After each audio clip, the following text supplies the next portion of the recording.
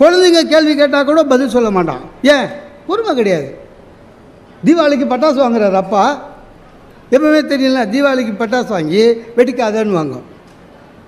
அப்புறம் தீபாவளிக்கு வாங்கினதே கொஞ்சம் முறைக்க நம்ம எதிர்க்கே கொஞ்சம் பேக்கெட் எடுத்து பண்ணையில் வைப்பாங்க. பையன் கேட்பான் எதுக்குன்னு. ஏன்னா அது கார்த்திகை தீபத்துக்கு வச்சுருக்காங்க.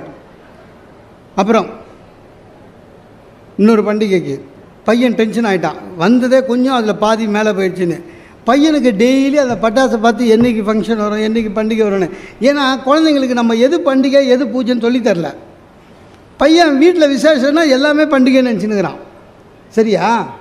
அன்றைக்கி மாலை அமாவாசை, வீடு பெருக்கி கிறுக்கி சுத்தம் பண்ணுறாங்க, பூஜை நடக்குது. பையன் நினச்சிங்கன்னா இன்றைக்கி பண்டிகை போல இருக்குதுன்னு அவங்க அப்பா கிட்டே கேட்குறான்.